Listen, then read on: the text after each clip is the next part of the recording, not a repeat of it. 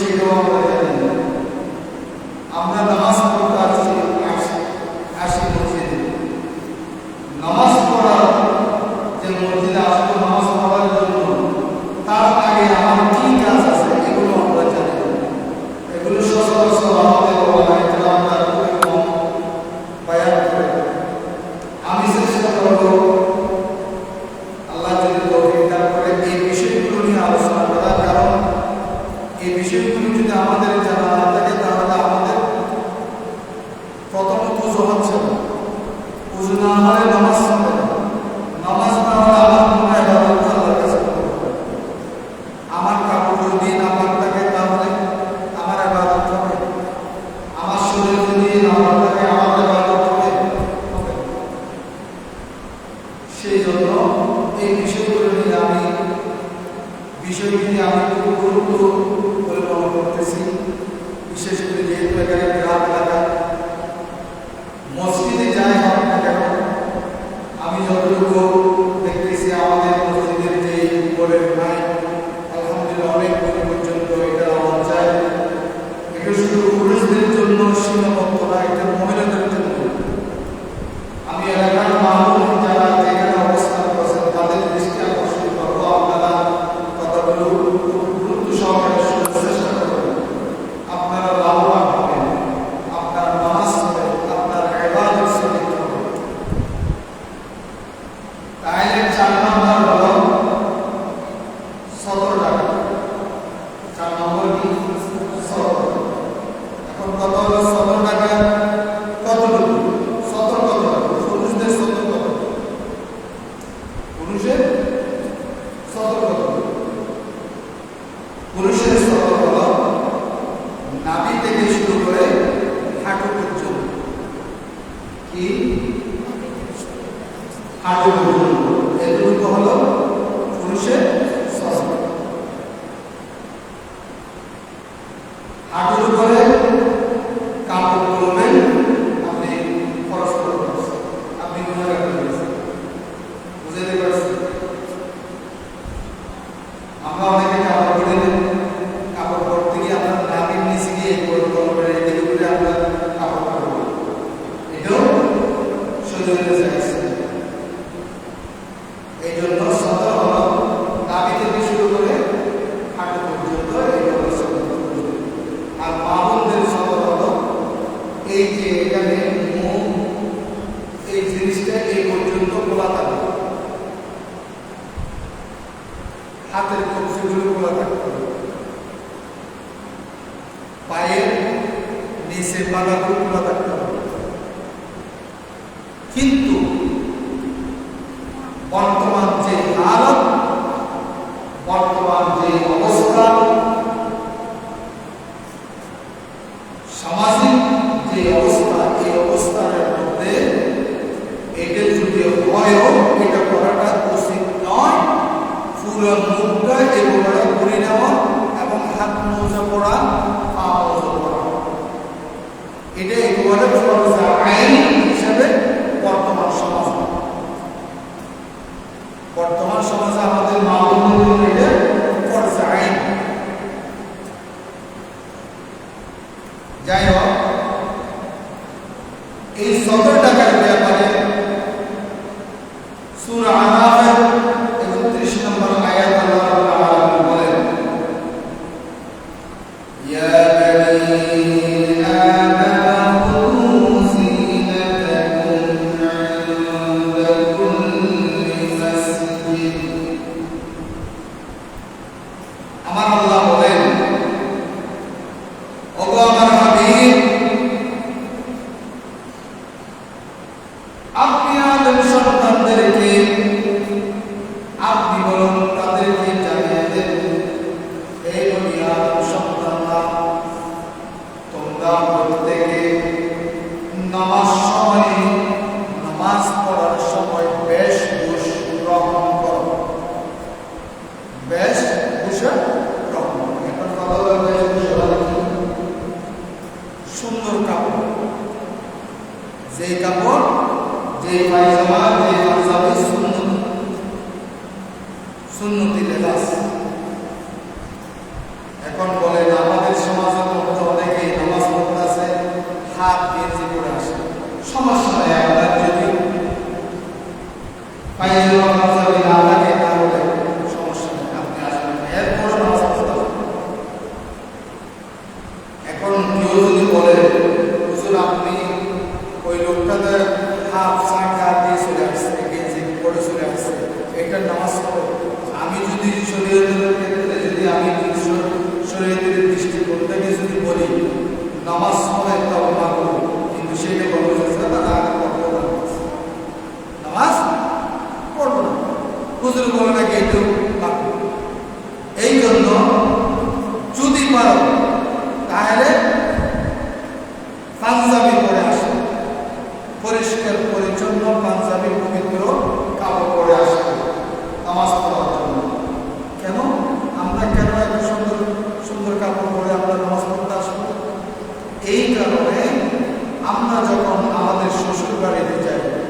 বিয়ের বাড়িতে যাই, বন্ধুর বাড়িতে যাই, কোথাও একটা দাওয়াত খেতে যাই, কোনো নেতার বাড়িতে যাই, কোনো এমপির বাড়িতে যাই, কোনো চেয়ারম্যানের বাড়িতে যাই, সমাজে একজন গণ্যমান্য ব্যক্তি উনি খবর দিয়েছেন, ওনার কাছে যাই, আমরা কি এমনি চলে যাই নাকি পরিষ্কার কাপড় পরার না যাই? আমরা অবশ্যই পরিষ্কার কাপড় চোপড় পরে সুন্দর কাপড় চোপড় পরে স্মার্ট করে আমরা যাই না? কথা হলো আমরা ওই নেতাকে যিনি বানিয়েছেন, ওই নেতাকে যিনি সৃষ্টি করেছেন, প্রধানমন্ত্রীকে যিনি সৃষ্টি করেছেন, এমপি মন্ত্রীদেরকে যিনি সৃষ্টি করেছেন, চেয়ারম্যান মেম্বারদেরকে যিনি সৃষ্টি করেছেন, আমাকে আপনাকে যিনি সৃষ্টি করেছেন, আকাশ যিনি সৃষ্টি করেছেন, জমিন যিনি সৃষ্টি করেছেন, আরশ কুরসি যিনি সৃষ্টি করেছেন, জান্নাত জাহান্নাম যিনি সৃষ্টি করেছেন, ওই মহান মুনিবের দরকার আমরা আসি হাজিরে দেওয়ার জন্য। নামাজ পড়া মানে কি? মুনিবের সাথে কথা বলতে আসা। তাহলে যেই মুনিব সব কিছু সৃষ্টি করেছেন, আমাকে সৃষ্টি করেছেন, আমার মা বাবাকে সৃষ্টি করেছেন, আমাকে টাকা দিয়েছেন, ধন দিয়েছেন, সম্পদ দিয়েছেন, দুনিয়ার মুখ দেখিয়েছেন, দুনিয়ার সৌন্দর্য সাকসেসগুলো আমাকে দেখিয়েছেন, সেই মুনিবের কাছে আমি আসবো, সেই মুনিবের সাথে কথা বলার জন্য। তাহলে আমি কেন সুন্দর কাপড় পরবো? আমি এমপি মন্ত্রীর কাছে যদি সুন্দর কাপড় পরে যেতে পারি, সাধারণ মানুষের কাছে যদি আমি সুন্দর কাপড় পরে যেতে পারি, পরিষ্কার কাপড় পরে যেতে পারি, তাহলে আমি আমার আল্লাহ, আমার মুনিব, আমি তো গোলাম। যেই মুনিব আমাকে সৃষ্টি করেছেন, সেই মুনিবের দরবারে আমি আসি, সেই মুনিবের সাথে কথা বলার জন্য। তাহলে আমরা কেন সুন্দর কাপড় পরবো না? এই দৃষ্টিকোণ থেকে আমি বলি, আমাদের পরিষ্কার পরিচ্ছন্নতা, পবিত্র কাপড় পরে আসাটা উচিত। দ্বিতীয়ত, এখন যদি বলো হুজুর আমার তো নতুন কাপড় নাই, আমাদের আমি এখন কি করবো? তাহলে আপনার যেটা আছে হাফ শার্ট, হাফ গেঞ্জি যেটা আছে ওইটা নিয়ে ওরা নামাজ হবে, নামাজ হবে না। এরকম করে যে হাফ শার্ট পরে আসলে মাথায় টুপি না দিলে যে নামাজ হবে না, এই কথাটা শরীয়তে বলতে হবে, কোরআন হাদিসে বলতে হবে। মাথায় টুপি দেওয়াটা এটা সুন্নাহ, মাথায় টুপি দেওয়াটা কি সুন্নাহ? এটা আপনাকে সুন্নাহ। সুন্দর বেশ বড় সুন্দর পায়জামা পাঞ্জাবি পরাটা এটা আল্লাহর সুন্নাহ। এটা যে না হলে যে নামাজ হবে না, এরকম কোথাও কোথাও। এই জন্য নামাজ পড়তে আসবে, এরপরও আপনার কারণ না থাকবে, এরপর আপনাকে নামাজ পড়তে আসতে হবে, নামাজ পড়তে। এই জন্য তাহলে 70 টাকা মানে কি? অর্থাৎ এমন কাপড় পরা যেই কাপড় আমার সদর পর্যন্ত ডেকেছে, আমার সদর ডেকেছে। এখানে অনেকে আমরা দেখি প্যান্ট পরে আসে, জিন্সের প্যান্ট পরে আসে, অথবা অন্য প্যান্ট পরে আসে, গেঞ্জি পরে আসে নামাজ পড়ার জন্য। দেখা যায় যখন রুকুতে যায় বা সেজদে যায়, তখন দেখা যায় ওনার পিছনের যে জায়গা, এই জায়গাটা একবারে খোলা হয়ে যায়। ওনার সদর, ওনার যে সদর, এই সদরগুলো কি দেখা যায়? ওনার শরীরের যে গোপন অঙ্গ, এই গোপন অঙ্গগুলো দেখা যায়। তাহলে এরকম যদি গোপন অঙ্গ কারো দেখা যায় নামাজের ভিতরে, সেজদার ভিতরে, অথবা রুকুতে আপনি রুকে গিয়েছেন, আপনার পিছনে একজন ব্যক্তি আপনার সদরটা দেখলো, আপনার গোপন স্থানগুলো দেখতেছে, তখন আপনার নামাজ হবে না, আপনার নামাজ তো হবে না। কিন্তু আপনি জানেন না, আপনি তো নামাজ পড়ে দিয়েছেন, নামাজ। এরপর 5 নম্বর হলো কেবলামুখী। 5 নম্বর কি? কেবলামুখী। আমরা নামাজ কোন দিকে ফিরে করি? কেবলার দিকে ফিরে করি, তাই না? আমরা কেবলামুখী নামাজ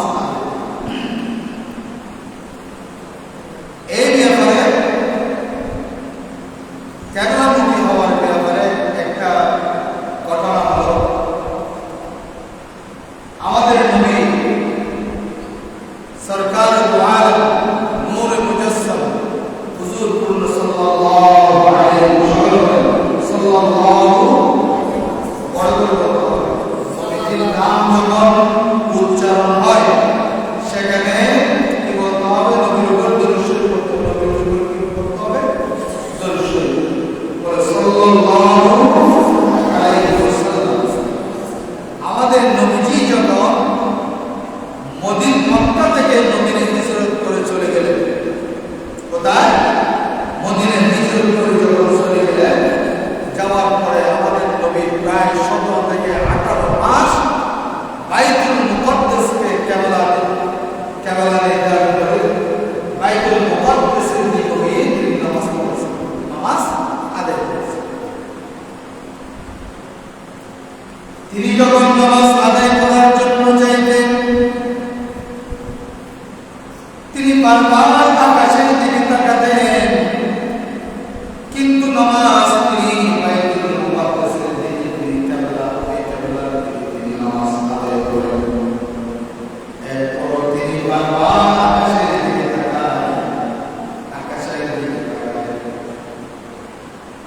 তখন প্রায় 17 থেকে 18 মাস পর্যন্ত আল্লাহ রাসূল বাইতুল মুকাদ্দাসের দিকে হয়ে নামাজ আদায় করলেন।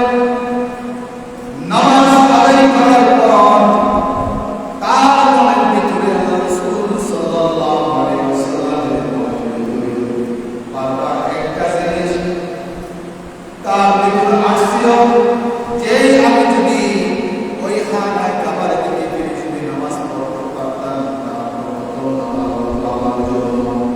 কিন্তু কথাটা তার মনের কথা, কারো কাছে প্রকাশ করে না, কাউকে বলে না। এরপর নামাজ যখন পড়তেছিলেন তখন আল্লাহ রাব্বুল আলামিনের পক্ষ থেকে আদেশ হয়ে গেল, একদিন আল্লাহ নবী বিশ্বনবী মুহাম্মদুর রাসূলুল্লাহ সাল্লাল্লাহু আলাইহি ওয়াসাল্লাম যখন নামাজ আদায় করতেছিলেন, ওই নামাজের সময় 2 রাকাত নামাজ, 4 রাকাতের নামাজ ছিল। 2 রাকাত নামাজ বাইতুল মুকাদ্দাসের দিকে হয়ে তিনি আদায় করলেন। এই 2 রাকাত নামাজের পর হঠাৎ আল্লাহ রাব্বুল আলামিনের পক্ষ থেকে আদেশ আসলো, ওই নিয়ামতের ইব্রাহিম আলাইহিস সালাম আল্লাহ রাসূলের কাছে আসলেন। রাসূলের কাছে আসার পরে নবীজিকে বললেন, ইয়া রাসূলুল্লাহ সাল্লাল্লাহু আলাইহি ওয়াসাল্লাম, আপনি কিবলার দিকে হয়েছেন, হেরাম শরীফের দিকে আপনি আপনি কোন দিকে? হেরাম শরীফের দিকে আপনি মসজিদ হারামের দিকে আপনি মুখ ফিরিয়ে। তখন মুখ ফিরার পরে বাকি 2 রাকাত তিনি মসজিদুল হারামের দিকে মুখ ফিরিয়ে নামাজ আদায় করেছেন। সুবহানাল্লাহ। এই কথাটা দেখেন আল্লাহ রাব্বুল আলামিন কোরআনে কারীমের ভিতরে উল্লেখ করেছেন। সূরা বাকারার 149 নম্বর আয়াতে আল্লাহ রাব্বুল আলামিন বলেন, قَدْ نَرَى تَقَلُّبَ وَجْهِكَ فِي السَّمَاءِ فَلَنُوَلِّيَنَّكَ قِبْلَةً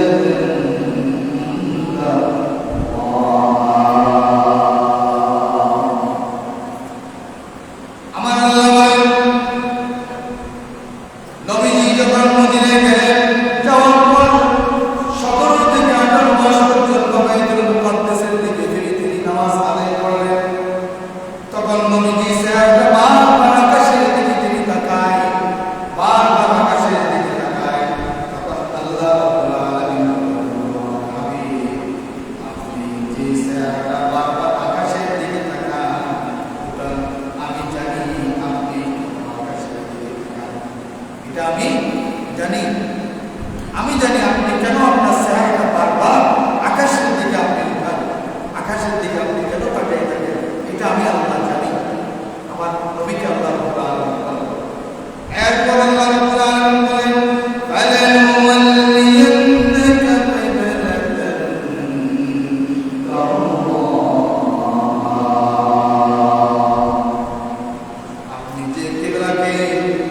কাবাকে আপনি কাবা হিসেবে পছন্দ করেন, অচিরে শিগগিরই আমি ওই কাবা থেকে আপনার ফিরিয়ে দেব। অচিরে শিগগিরই আমি আপনাকে ওই কাবা থেকে ফিরিয়ে দেব। সুবহানাল্লাহ। কোন দিকে ফিরিয়ে দিবেন? ওই কাবা থেকে ফিরিয়ে দিবেন। আল্লাহ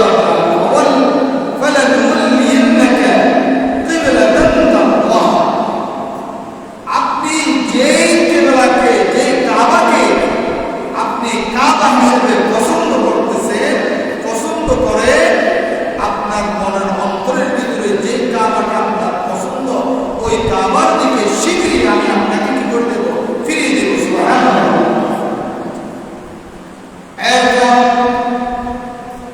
আল্লাহ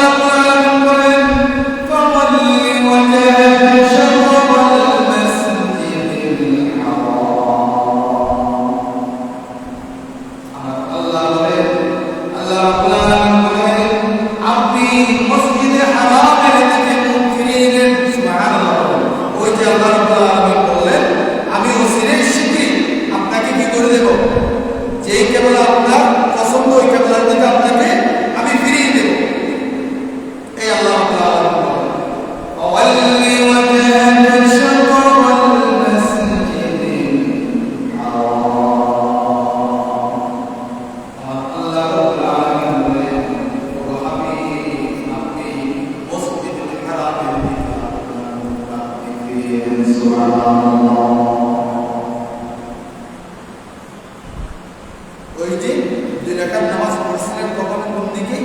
বাইতুল মুকাদ্দাসের দিকে। আর বাকি 2 রাকাত মসজিদুল হারামের দিকে পড়েছে। এই কথাটা আল্লাহ তাআলা কোরআনে বলেছেন। এরপর আল্লাহ রাসূল এই আদেশ যখন আল্লাহ রাব্বুল আলামিনের পক্ষ থেকে আসলেন, সাথে সাথে ওই নামাজের ভিতরে আমাদের নবী হযরত মুহাম্মদ রাসূলুল্লাহ সাল্লাল্লাহু আলাইহি ওয়াসাল্লাম সাথে তাকে 2 রাকাত মসজিদুল হারামের দিকে হইতে বাকি 2 রাকাত নামাজ আদায় করলেন। এটাই হলো কেবলা। এটা হলো কি 5 নম্বর কি বলছিলাম? কেবলা কি? 6 নম্বর কি? সময় মতো ওয়াক্ত মতো নামাজ পড়া। সময় মতো ওয়াক্ত মতো কি পড়া? নামাজ।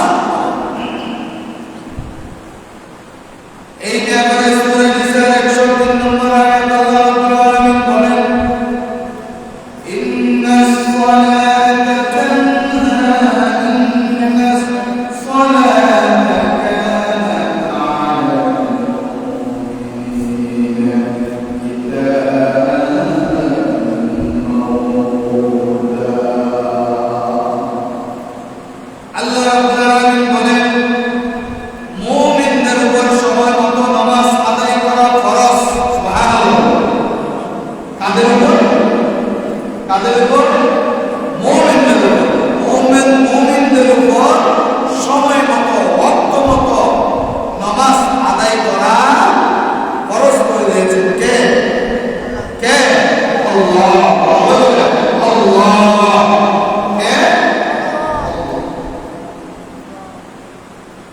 এরপর হাদিসের ভিতরে এসেছে, বুখারী শরীফের মধ্যে এসেছে, হযরত আব্দুল্লাহ ইবনে মাসউদ রাদিয়াল্লাহু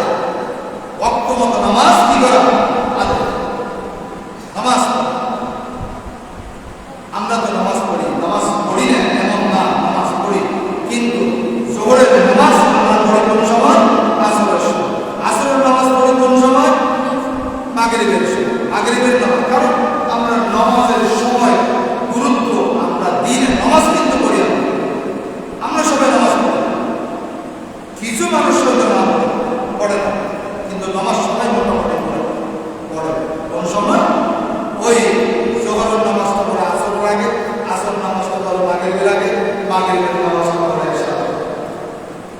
এরকম নামাজ পড়ে এইটা নামাজ পড়ছে হবে না এমন না, কিন্তু আল্লাহ রাব্বুল আলামিন কি বলেছেন আমাদের নবীর মাধ্যমে যে as-সালাতু আলা ওয়াক্তিহা, ওয়াক্ত মতো সময় মতো নামাজ আদায় করাটা আমি আল্লাহ রাব্বুল আলামিনের কাছে সবচেয়ে পছন্দনীয়। সুবহানাল্লাহ।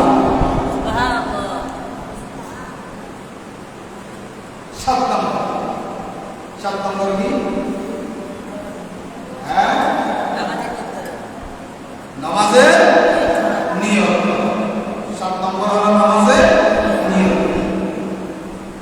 বুখারী শরীফের হাদিস, নবীজি বলেন 1 নম্বর হাদিস, বুখারী শরীফের প্রথম নম্বর হাদিস, قال سمعت رسول الله صلى الله عليه وسلم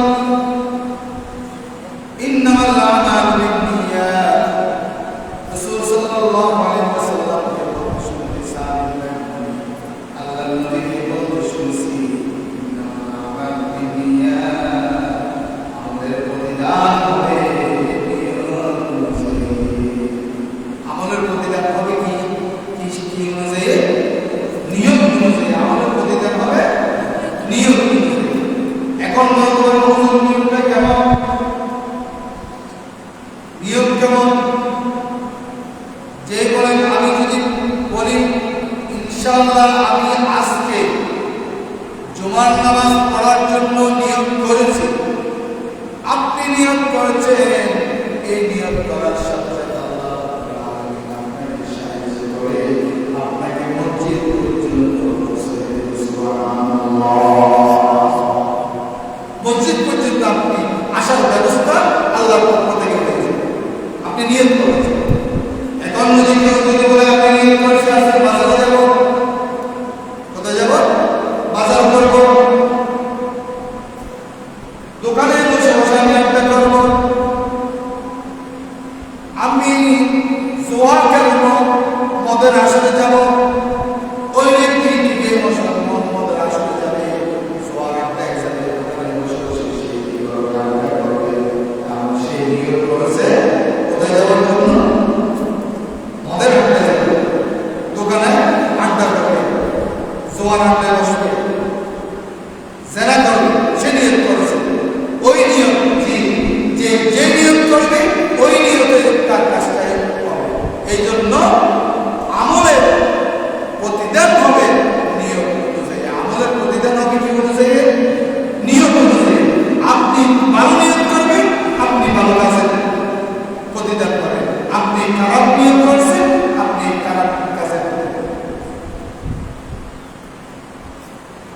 তাইলে আমরা বলেছিলাম 6টি মৌলিক বিষয়। কয়টি বিষয়? নামাজ কায়েম করা মানে কয়টি বিষয় বলেছিলেন? 6টি মৌলিক বিষয়। 1 নম্বর বিষয় আমাদের আলহামদুলিল্লাহ আজকে শেষ। দ্বিতীয় নম্বর বিষয় যেটা সেটা হলো কি? নামাজ প্রতিষ্ঠা করা মানে হলো রুকু সেজদায় ধীরে স্থির ভাবে করা। রুকু সেজদা কি করা? ধীরে স্থির ভাবে করা, আস্তে আস্তে ধীরে ধীরে করা। এটা হলো দ্বিতীয় নম্বর। বুখারী শরীফের হাদিসের মধ্যে এসেছে হযরত আবু হুরায়রা রাদিয়াল্লাহু তাআলা থেকে বর্ণিত, তিনি বলেন قال رسول الله صلى الله عليه وسلم دخل المسجد। হযরত আবু হুরায়রা রাদিয়াল্লাহু তাআলা আল্লাহ রাসূল সাল্লাল্লাহু আলাইহি ওয়াসাল্লাম একদিন মসজিদের নববীর ভিতরে বসে আছেন। বসার পর নবীজি দেখেন ودخل رجل فصلى فسلم على رسول الله صلى الله عليه وسلم। আল্লাহ রাসূল সাল্লাল্লাহু আলাইহি ওয়াসাল্লাম মসজিদের নববীর ভিতরে বসা, তিনি বসা অবস্থায় তিনি দেখতে পেলেন এক ব্যক্তি আসলেন, এক ব্যক্তি এসে তিনি নামাজ আদায় করলেন, মসজিদের নববীর ভিতরে নামাজ আদায় করলেন। নামাজ আদায় করার পর নামাজ শেষ করে তিনি আল্লাহ রাসূল সাল্লাল্লাহু আলাইহি ওয়াসাল্লামের কাছে আসলেন। ফাসাল্লামা, আল্লাহ রাসূল সাল্লাল্লাহু আলাইহি ওয়াসাল্লাম সালাম দিলেন। কি দিলেন? ওই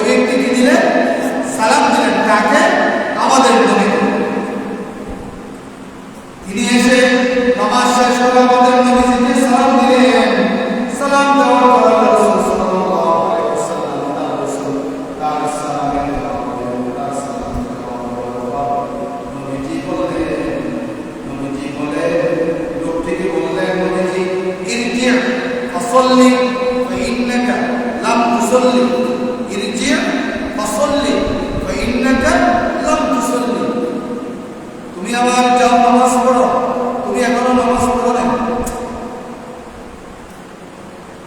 কথাটা আপনাদের বুঝে আসছে কথাটা বুঝছেন আপনারা নবীজি ওই লোকটি এসে নবীজিকে সালাম দিয়ে নামাজ পড়ে এসে সালাম দিয়েছে সালাম দেওয়ার পর নবীজি লোকটিকে বলল কি ইরজি ফাসাল্লি ফাইন্নাকা লাম তুসাল্লি যাও তুমি আবার যাও তুমি নামাজ পড়ো না নামাজ পড়ো না বলছে এটা বলে না তুমি যে নামাজ পড়ছো এটা হয়নি এই কথাটা বলে না বলছে কি তুমি নামাজ পড়ো না তুমি নামাজ পড়ো না তুমি নামাজ পড়ো লোকটি আবার নামাজ পড়লেন নামাজ পড়ে এসে আবার একইভাবে নবীজিকে সালাম দিলেন সালাম দেওয়ার পর রাসূল সাল্লাল্লাহু আলাইহি ওয়াসাল্লাম ওই লোকটির সামনে যাওয়ার পর আমাদের নবী লোকটি জবাব দিলেন আবার বললেন ইরজি ফাসাল্লি ফাইন্নাকা লাম তুসাল্লি তুমি আবার যাও তুমি নামাজ পড়ো না তুমি নামাজ পড়ো না তুমি আবার নামাজ পড়ো এইভাবে করে কয়বার বললেন তিনবার আল্লাহ রাসূল ওই লোকটিকে তিনবার নামাজ পড়েছেন লোকটি তিনবার নামাজ পড়ে আসার পরে লোকটি আমার নবীজিকে বললেন ইয়া রাসূলুল্লাহ সাল্লাল্লাহু আলাইহি ওয়াসাল্লাম মা উহসিনা গায়রাহু ফাআল্লিমনি ইয়া রাসূলুল্লাহ সাল্লাল্লাহু আলাইহি ওয়াসাল্লাম আমি এটার সাথে তোমার নামাজ মানে এটার সেই সুন্দর নামাজ আমি জানি না আমি এতটুকু জানি এটার সেই উত্তম নামাজ কি আমি জানি না ফাআল্লিমনি আপনি আমাকে শিখিয়ে দিন আপনি আমাকে শিখিয়ে দিন সুবহানাল্লাহ লোকটি কার থেকে শিখিয়ে দিচ্ছে আমাদের নবীকে শিখিয়ে দিচ্ছে সুবহানাল্লাহ এবার নবীজি এবার সুন্দরভাবে নামাজ শিখিয়ে দিচ্ছেন এটা কিন্তু গুরুত্বপূর্ণ কথা দেখেন কিভাবে নবীজি ওই লোকটিকে নামাজ শিখিয়ে দিয়েছেন খুব গুরুত্বপূর্ণ একটা বিষয় নবীজি তাকে বললেন ইদা কুনতা ইলাস সালাতি ফাকাব্বির যখন তুমি নামাজের জন্য দাঁড়াবে তখন তুমি বলবে আল্লাহু আকবার বলবে আল্লাহু আকবার আমরা তাকবীরে তাহরিমা বলি না তাকবীরে তাহরিমা আমরা কিভাবে বলি আল্লাহু আকবার নবীজি শিখিয়ে দিয়েছে লোকটিকে শিখিয়ে দিয়েছে তুমি আল্লাহু আকবার বলে হাত পাতবে হাত পাতার পর সালাম পড়বে সালাম পড়ার পর তাওয়াস তাসমিয়া এগুলো পড়ার পর সূরা ফাতিহা পড়বে সূরা ফাতিহা পড়ার পর আল্লাহ রাসূল সাল্লাল্লাহু আলাইহি ওয়াসাল্লাম লোকটিকে বললেন সুন্নাহ মা তায়াসসারা মা'আকা মিনাল কুরআন কোরআনে কারীমের ভিতরে যেখানে তোমার যেই কাম থেকে তোমার জন্য সহজ তুমি সেই কাম থেকে তেলাওয়াত করো তখন সূরা ফাতিহা শেষ করার পরে কোরআনে কারীমের ভিতরে যেখান থেকে তোমার জন্য সহজ তুমি সেখান থেকে কি করো কেরাত করো তাইলে এটার দ্বারা বোঝা যায় নামাজের জন্য নির্দিষ্ট কোনো সূরা আল্লাহ রাব্বুল আলামিন কি করে দেন নির্দিষ্ট করে দেন যেখান থেকে আপনার জন্য সহজ সেখান থেকে আপনি নামাজের মধ্যে সূরা ফাতিহা পড়ে সূরা আপনি কেরাত করবেন সুবহানাল্লাহ আল্লাহ রাসূল শিখিয়ে দিচ্ছে কি সুন্দর করে আমাদেরকে নামাজ এরপর নবীজি বললেন সুম্মার কাম এরপর তুমি রুকু করবে কি করবে রুকু করবে সুম্মার কাম এরপর তুমি রুকু করবে রুকু করার মধ্যে তুমি হাত্তা তাতমাইন্না রাকিআন রুকুর মধ্যে তুমি কতক্ষণ পর্যন্ত থাকবে যতক্ষণ পর্যন্ত স্থিরভাবে তোমার অন্তরের মধ্যে ইতমিনান আসবে না ইতমিনান হবে না যে তোমার রুকু এখনো ক্লিয়ার হয়নি তোমার মনে হচ্ছে আমি এখনো স্থির করতে পারি আমার এখনো আসলে আমি রুকুতে গিয়েছি দেখো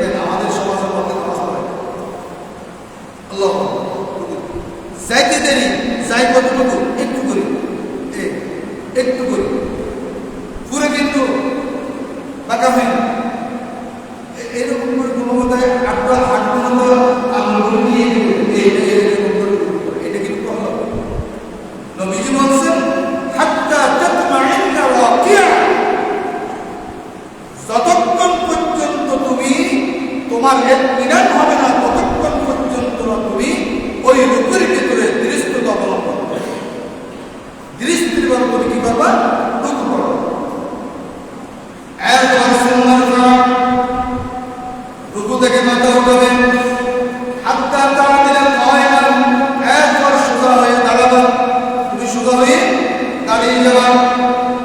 হাত্তা তাতমাইন্না সাজিদান, আল্লাহর নবী বলেন যতক্ষণ তোমার ইতমিনান না হয় ততক্ষণ পর্যন্ত তুমি সিজদায় থাকবা। হাত্তা তাতমাইন্না সাজিদান, তুমি সিজদায় যাবা। সিজদায় যাওয়ার পর যতক্ষণ পর্যন্ত তোমার সিজদার মধ্যে ইতমিনান আসবে না, যা আমার সিজদায় কোনো হয় নাই, ততক্ষণ পর্যন্ত তুমি সিজদার মধ্যে থাকবা। সুবহানাল্লাহ। এখন কথা হলো আমি সিজদায় কেন এতক্ষণ বেশি কেন থাকবো? সিজদায় যাওয়া মানে আল্লাহর সাথে কথা বলা। সুবহানাল্লাহ বলেন না? সুবহানাল্লাহ। সিজদায় যাওয়া মানে কার সাথে কথা বলা? আল্লাহর সাথে কথা বলা। সিজদায় যাওয়া মানে আল্লাহর সাথে কথা বলা। আমি আমার নবীর সাথে কথা বলবো। এই জন্য যতক্ষণ পর্যন্ত ইতমিনান হবে না ততক্ষণ পর্যন্ত তুমি সিজদায় থাকবে। এরপর সুন্নাহ দুই সিজদার মাঝখানে বসবে। নামাজ শিখিয়ে দিচ্ছে, লোকটিকে নামাজ আল্লাহ শিখিয়ে। দুই সিজদার মাঝখানে বসবে, বসার পরে এরপর বসে এক সিজদা দিয়ে মাঝখানে বসবে। বসে আমাদের মধ্যে কেউ সিজদা দেবে, প্রথম সিজদা দিতে দিয়ে একটু করে উঠে আবার আরেকটা সিজদা দেবে। তাহলে দুটোটা মিলে সিজদা হবে, কিন্তু একটা দুইটা সিজদা হবে না। সিজদা কিন্তু দুটো হবে না। একটু দিছে সিজদাতে কেন একটু করে উঠে আবার চলে গেছে, সোজা হয়ে বসে নাই।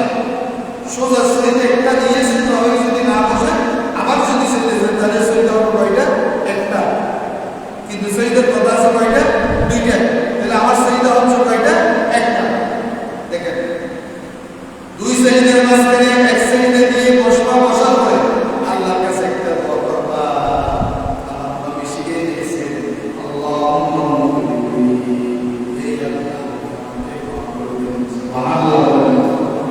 আল্লাহুম্মা গফির লি, হে আল্লাহ আপনি আমাকে ক্ষমা করে দেন। সুবহানাল্লাহ। নামাজের ভিতরে আল্লাহর কাছে দোয়া করতে আল্লাহ রাব্বুল আলামিন শিখিয়ে দিয়েছেন। আল্লাহর কাছে ওয়ারহামনি ওয়াআফিনি, আমার গুনাহ ক্ষমা করে দেন, আমাকে সুস্থতা করে দেন। ওয়াহদিনি, এবং আমাকে হেদায়েতের রাস্তা ধরে রাখেন। সিরাতাল মুস্তাকিম, রাস্তার উপর আমাকে রাখেন। ওয়ারযুকনি, এবং আমাকে দান করুন। সুবহানাল্লাহ। আমাকে কি দান করেন? রিজিক দান করেন। দেখেন আল্লাহ শিখিয়ে দিয়েছে। আল্লাহর কাছে তো নামাজের ভিতরে কি সুন্দর।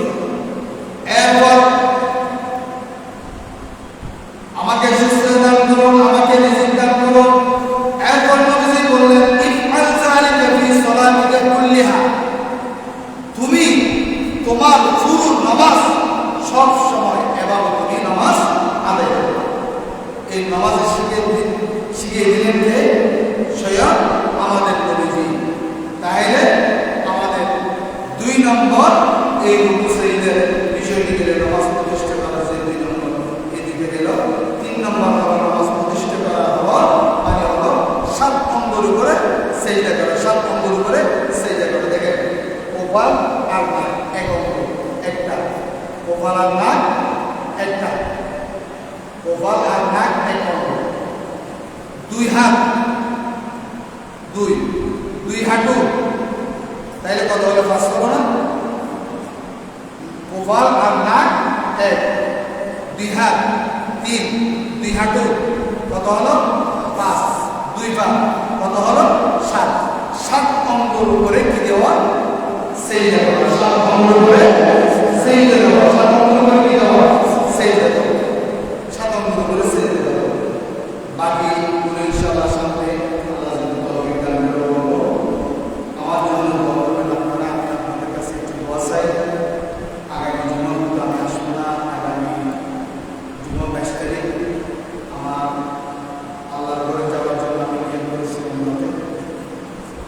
বিকেল সেটে আমার ফ্লাইট, যার কারণে আমাকে জুমার আগে ফ্লাইট ছিল। ইনশাআল্লাহ আল্লাহ রাব্বুল আলামিন যদি সুস্থ শরীর নিয়ে যদি আবার ফিরে আসি, ইনশাআল্লাহ বাকি আলোচনা করবো। গুরুত্বপূর্ণ আলোচনা, এগুলো যদি আমরা